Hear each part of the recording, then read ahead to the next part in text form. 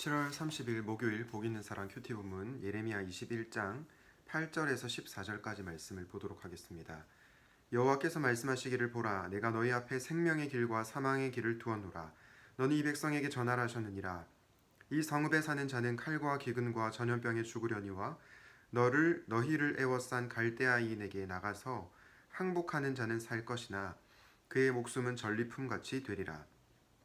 여호와의 말씀이니라. 내가 나의 얼굴을 이 성읍으로 향하면 복을 내리기 위함이 아니요 화를 내리기 위함이라. 이 성읍이 바벨론 왕의 손에 넘김이 될 것이요 그는 그것을 불사르리라.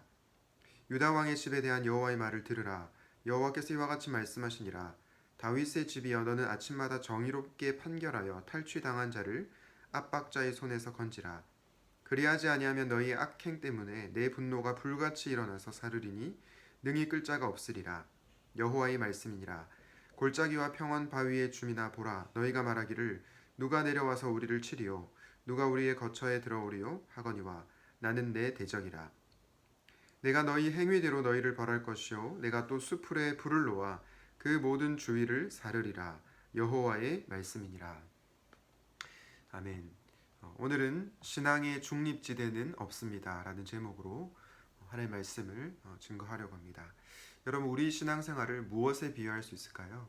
저는 신앙생활을 놀이터에 있는 미끄럼틀에 비유하고 싶습니다. 미끄럼틀을 우리가 올라가기 위해서 어떻게 하죠? 힘을 다해서 위로 올라갑니다. 그런데 힘을 다하지 않고 미끄럼틀 중간에 서 있으면 어떻게 되죠? 미끄러지고 맙니다. 결국 땅에 발이 닿고 마는 거죠.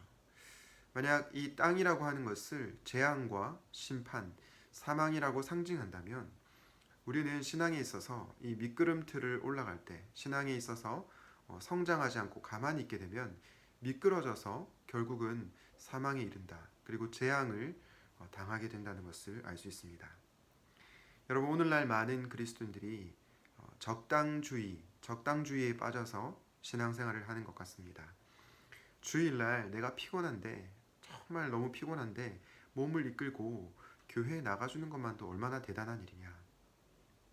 혹은 내가 10분의 1 나의 재산 중에 10분의 1이나 하나님께 바치는데 그 정도면 나는 괜찮은 그리스도인이지. 이런 식으로 생각하며 신앙생활을 합니다. 물론 그렇게 신앙생활을 하는 것이 또 정죄되거나 또 우리가 손가락질을 해서는 안 될 것입니다. 그러나 정말 하나님을 안다면, 정말 하나님의 사랑을 안다면 결코 그 자리에 머물러 있을 수는 없을 것입니다. 우리가 이렇게 적당한 상태로 신앙생활을 유지하다 보면요, 우리가 은혜에서 미끄러질 때가 있습니다. 하나님께서 주신 은혜를 경험하지 못하고 영적인 침체 상태에 빠질 수도 있다는 것입니다. 따라서 저는 여러분들에게 이렇게 말씀드리고 싶습니다. 신앙생활에 있어서 중립지대는 없다. 모 아니면 도다 라고 말씀드리고 싶습니다. 신앙생활을 잘하는 것도 아니고 못하는 것도 아닌 어정쩡한 그런 상태가 신앙의 세계에서는 없다는 거죠. 그런데 오늘 본문 말씀에 보면 하나님도 섬기고 우상도 섬기고 하나님을 섬기면서 죄를 지었던 유다가 멸망을 당한다고 말씀하고 있습니다. 그리고 하나님께서 그 멸망의 길에서 유다가 돌이키라고 말씀하고 있습니다. 우리는 이 본문을 통해서 어떤 하나님을 만나게 됩니까? 오늘은 본문을 통해서 하나님의 두 가지 모습에 대해서 살펴보려고 합니다. 첫 번째, 하나님은 양자택일을 명령하시는 하나님이십니다. 예레미야 21장 8절 9절을 다시 한번 보실까요? 여호와께서 말씀하시기를 보라 내가 너희 앞에 생명의 길과 사망의 길을 두었노라 너는 이 백성에게 전하라 하셨느니라. 이 성읍에 사는 자는 칼과 기근과 전염병에 죽으려니와 너희를 애워싼 갈대아인에게 나가서 항복하는 자는 살 것이나 그의 목숨은 전리품같이 되리라. 이 예레미야 21장 8절 9절 바로 앞부분인 예레미야 21장 1절부터 7절까지 말씀을 보면 절망과 비참의 메시지만 나오고 있습니다. 예컨대 5절 말씀을 보면요, 하나님께서 내가 든 손과 강한 팔 곧 진노와 분노와 대노로 친히 너희를 칠 것이다 라고 말씀합니다. 그리고 6절 7절에 보면 하나님께서 전염병으로 예루살렘 성 안에 있는 사람들을 치시고 바벨론 군대의 칼로 성 밖의 백성들을 죽이시겠다라고 말씀하십니다. 그런데 방금 읽은 이 예레미야 21장 8절과 9절 말씀에 보면 하나님께서 다시 한번 기회를 주시죠. 생명의 길, 사망의 길. 이 두 갈래의 길이 있는데 바벨론에게 항복하는 자는 살 것이다 라고 말씀합니다. 이걸 거꾸로 뒤집으면 어떻게 됩니까? 항복하지 않은 자는 죽을 것이다. 심판을 당할 것이라는 거죠. 이처럼 하나님께서는 생명의 길과 사망의 길, 둘 중에서 하나를 반드시 선택하라고 하십니다. 이걸 통해서 우리는 무엇을 알 수 있습니까? 신앙에 있어서 중립지대는 없다라는 것을 알 수 있습니다. 하나님의 말씀에 순종하면 생명이 주어지는 것이고요. 불순종하면 우리는 죽음에 이를 수밖에 없다는 것입니다. 주 안에서 사랑하는 샘물 청년 여러분, 하나님께서 여러분에게 회개할 기회를 주실 때 생명의 길을 택할 수 있기 바랍니다. 나중에 회개하면 되지. 죽기 전에 내가 잘못했다고 인정하고 천국 가면 되지. 이런 생각으로부터 우리는 벗어나야 하는 것입니다. 신앙에 있어서 중립지대는 없다라는 것을 기억하고 양자택일을 명령하시는 하나님 앞에서 생명의 길을 택하는 우리가 되기를 바랍니다. 오늘 본문에 나타난 하나님의 두 번째 모습은 어떤 분이십니까? 바로 하나님은 공의롭게 판결하시는 분이십니다. 예레미야 21장 12절을 다시 한번 보실까요?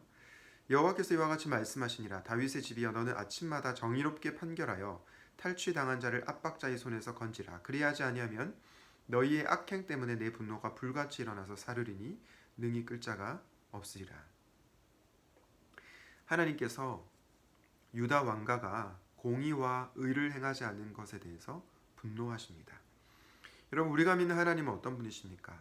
여느 인간들처럼 자기 감정이 그냥 뒤틀려서 개인적인 어떤 원한의 감정 때문에 화를 내시는 분이 결코 아니십니다. 그분의 정의, 그분의 공의는 항상 하나님의 성품에 기인합니다. 하나님의 성품에 근거하여 하나님께서 진노하시고 분노하시는 것입니다. 유다가 잘못했기 때문에 유다의 악행으로 말미암아 하나님께서 분노하시고 심판을 하시는 것이죠. 그 이후에 나오는 말씀을 통해서도 알 수 있습니다. 예레미야 21장 14절 말씀에 보면요, 내가 너희 행위대로 너희를 벌할 것이다. 잘못한 것이 없는데 그냥 하나님께서 기분이 나빠서 매를 드시는 것이 아니고요, 잘못했기 때문에, 분명히 죄를 지었기 때문에 하나님께서 공의롭게 판결하시는 것입니다. 여러분, 이런 상상을 한번 해보십시오. 만약에 어떤 판사가 있는데요, 어떤 가해자가 여러분의 가족에게 큰 해를 끼쳤습니다. 생명의 위협이 될 정도로 큰 해를 끼쳤습니다. 그 가해자와 함께 법정에 섰습니다. 그런데 판사가 이렇게 얘기하는 겁니다. 내가 가해자 말을 들어봤는데요, 그 가해자의 말도 맞는 것 같고, 그리고 피해자 말도 맞는 것 같고, 저는 어떤 판결도 내리지 않겠습니다. 이렇게 우유부단한 태도를 취하면 우리는 그 판사를 어떻게 여기겠습니까? 마음이 넓은 판사가 아니고요, 공정하지 못한 판사, 나쁜 판사입니다. 저와 여러분에게 신앙에 있어서 중립지대가 없다라고 말씀하시는 하나님은 우리의 죄의 문제 앞에서도 그럴 수 있어, 그럴 수 있지, 이렇게 중립지대를 지키는 분이 아니라는 것입니다. 그러면 그분은 공의로운 분이 아니신 거죠. 그분은 공의로우신 분이시기에 반드시 우리의 죄에 대해서 심판하시고 우리의 행위에 대해서 판결을 하시는 것입니다. 그 하나님은 마음이 넓은 분 혹은 좁은 분, 이런 개념이 아니고요, 공정하시면서도 신실하시고 선하신 하나님이십니다. 말씀을 정리하겠습니다. 오늘은 신앙생활에 있어서 중립지대가 없다라는 말씀을 전했습니다. 왜 우리는 신앙생활하면서 어정쩡한 태도, 이쪽도 아니고 저쪽도 아닌 그런 태도를 취하면 안 됩니까? 하나님께서 생명의 길과 사망의 길, 이 두 길 사이에서 하나를 선택하라고 말씀하셨기 때문이죠. 그리고 죄에 대해서 단호하게 심판하시며 공의로 판결하시는 우유부단한 하나님이 판단하시는 분이시고 우유부단한 하나님이 아니시기 때문입니다. 사랑하는 여러분, 더 이상 기회가 사라지기 전에 생명의 길을 택합시다. 그리고 공의와 의를 행합시다.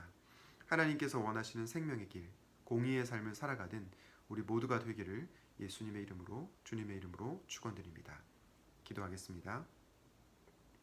하나님 아버지, 오늘은 신앙생활에 있어서 중립지대가 없다는 말씀을 들었습니다. 양자택일을 명령하시는 하나님, 공의로 판결하시는 하나님 앞에서 우리가 생명의 길, 정의의 삶을 택할 수 있도록 인도하여 주시옵소서. 이 모든 말씀을 예수 그리스도 이름으로 기도드립니다. 아멘.